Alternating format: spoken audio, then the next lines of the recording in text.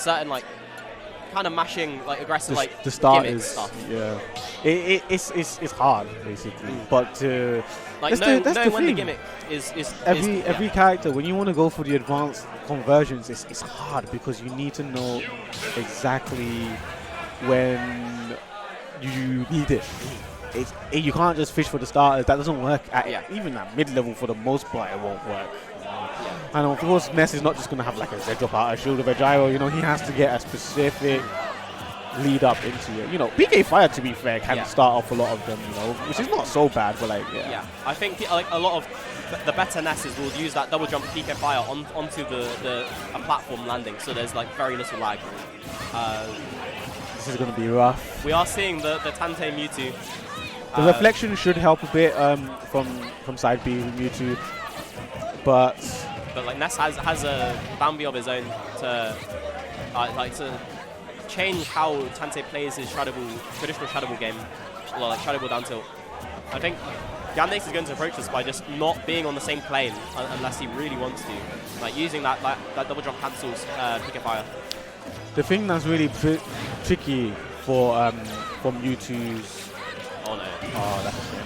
The thing that's really tricky for Mewtwo is dealing with diagonals, right? So Mewtwo has like up tilt and rising fair, but rising fair isn't like, it's not very easy to hit like someone who's moving around like Ness with it, you know. And if you whiff, you're probably going to get Ned or back end. And Mewtwo cannot be tanking stuff like that. But look at that, run up down smash after the whiff side B. Okay, very bold, and it worked out. It's such a strong move. I saw it kill like cross stage. Like 16. Okay. That's so much damage from one conversion. Like, I think Gandix is one of those like high level, like knows the tech, knows that optimized punish game. And I think like you're saying like Mewtwo struggles to cover that 45-degree angle, that diagonal. Like the double jump cancel magnet is going to be really crucial to break that zone in that way. Yeah, so that's why we see Tantei up tilting just before there to deal with that diagonal angle, which Ness always wants because that's the angle for PK Fire.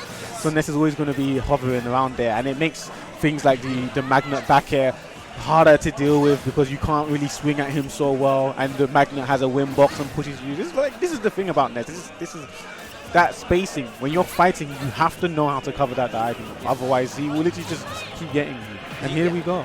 Because when Ness does like a short hop in place, like they threaten both double jump back with PK Fire. Oh, that was scary. That could have been a forward smash from Mewtwo that would have killed Ness. That's an up throw, right? No, not yet. Next one will be an up throw though. Yes. Especially with this rage. Yeah.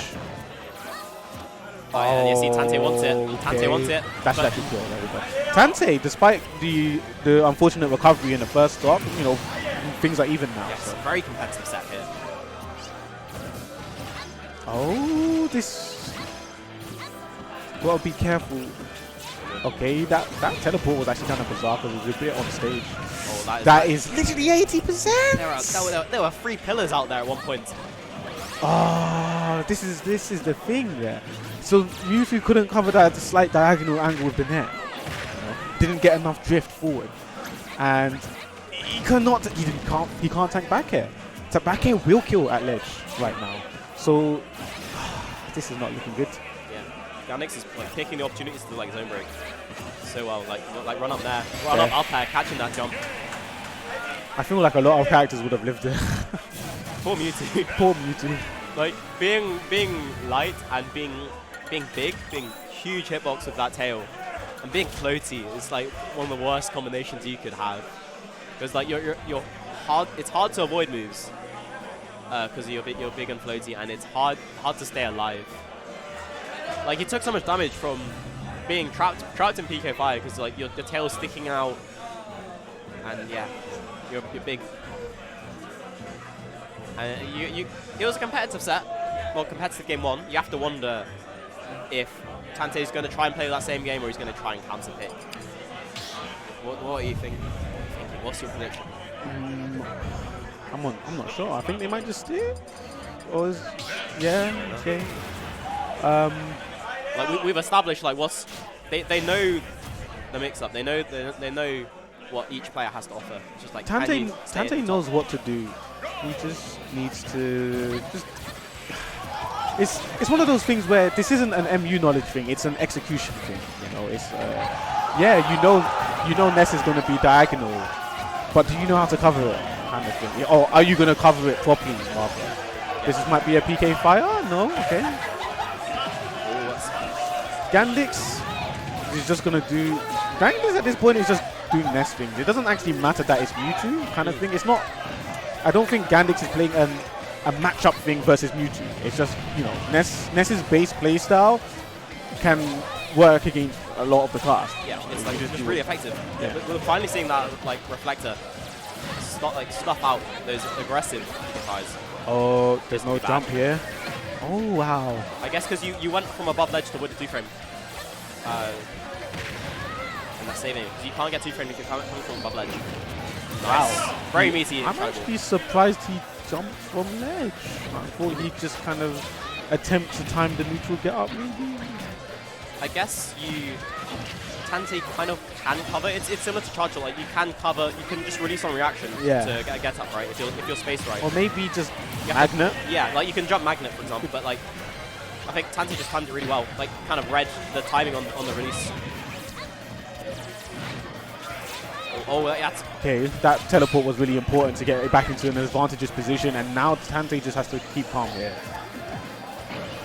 I wouldn't say that was very calm. He wanted to kill. Stop now. Okay, side B up tilt. This time back air maybe. Oh no, the down smash. But I mean, like, it's because like we were saying, like you can do jump magnet, and then Gandix did jump magnet, and he jumped into the down smash. I guess it like they know the mix-ups. They know that you only. I don't even know. Yeah, that PK fire was so obvious. Every Ness does that. If you're standing at ledge and there's a platform in PS2 position, it's always going to be landing PK fire into runoff. Yeah, every time. It's just like what? Here we go. Here we go. See what I mean? It's like it is really just the MU. It's a way for Gandix to set up pressure to like sort of break zone, like because you don't want to dash back. Well, you don't want to dash into Mewtwo down tilt. You want to come in from that diagonal angle. Nice catch. This time Tantei went above ledge. Didn't go to ledge. Didn't try to avoid 2-frame. Instead, just eating that yo-yo. He's got. Tantei has to be careful. He wants to take this to a game 3. Yeah, that's actually going to kill. No, oh, good DI. Okay. You have, like it's holding completely down and away to avoid going on the top. Wow, top hook grab. Up push shouldn't kill. Got one more potentially. No rage. Oh, there we go. Oh, not quite. Uh-oh. This could be big for Gandix. Ah, yeah. Fighting to get that stop. No way! Okay. But Rage Bear nearly killed him. There we go, That's going to kill for sure, yeah, dude. Tantei almost lost that game. That was very close. You nearly got up into that back air. I thought that was the heartbreak back air right there, man. Max Rage nearly killed at like 80 after hit. That's insane. We're seeing a game 3 situation though. So this will be a big upset. I think Gandix is gonna have to mix up these plays because, like we said, we called out the PK fire to run off. That needs to stop. Yeah. He's doing like just like the autopilot. It's forcing the gameplay loop. He's playing the same situation over and over again. Yeah, he's not mixing up the approach. Yeah, because like even though it's a strong option, you know, like you can do that and then do something afterwards. You're always coming in at the same angle. Tantei is doing a really good job of like just covering that space. Like when you do after. I haven't seen Ness walk. If Ness just walks up, like walking up to your opponent can seriously like force an input. You know, that is true. You can walk up, dash back. You know that like if you're not confident that the walk is working, you can dash back. You have access to shield. Like dashing into dash attack. I'm going to dashing into dash attack. Yeah, I guess it works. But like you can't just keep doing it. It's not going to work consistently because you're just like Tantei is going to be ready for it. He's going to stuff you out. He's going to shield. I think what Gandix is afraid of potentially is that no, untackable at like 60. Not a good start for Tantei. All of a sudden, Gandix's game to win. He's already off to such a strong start. Yeah, the plat drop back here. He's got the momentum. He's just playing his default game plan again, and it's working because he's got that lead. Oh my god. Okay. If Tantei can take the stock without like going off too high above 80, it should be okay. Oh no! Back to square one. That is actually the worst thing that could have happened right there. Yeah. The worst thing you could have, like, oh, if I can just secure the stock with Shadow Ball now, I'll be in it. And then Magnet happens, and then all of a sudden, I like that fair. Not all okay. going to I think they're gonna go for a high. No, stays down. Okay. I thought Gandix was gonna force his way onto the flat. Interesting, not going for Shadow Ball. Oh, that's gonna be cool. Especially because it caught him holding away as well, so that's just definitely death. So this is actually a shame because that PK Thunder interaction ruined the game for Tantei. It's completely changed the dynamic. And I have to say, Tantei's mentality, he's a strong player, but his mentality can get the best of him at sometimes. And when you're down in this position, it's so easy to just give up. And like it's going to take a lot of willpower to just try and stay in it, try and force a last stop situation. This is not good. There we go. Oh, just naring out. You don't have a jump either, so you have to again, forcing it. 81% is very high for Mewtwo against Ness. Yes, this is scary now. Fred, so many needles. Plays so delicately against Ness. He's just going to throw out so many hitboxes, and one of them is a hit. Yeah, it just needs to hit once. He's going to swing his arms, and if you get hit, that is your Tantei issue. now does not have shield, so Tantei has to somehow stall. Yeah. Knows he can get up attack through that. Tantei needs to stop approaching right now. They don't have shield. They can't keep running in. They can't. Oh. They can't bring it back. It is what it is. Moving on. That's going to be a heartbreaker for Tantei. He was doing really well, but you got off to a really bad start on that game 3, and it made the difference. It just snowballed. Gandix rode the momentum really well, but I think Tantei will be disappointed with how that turned out.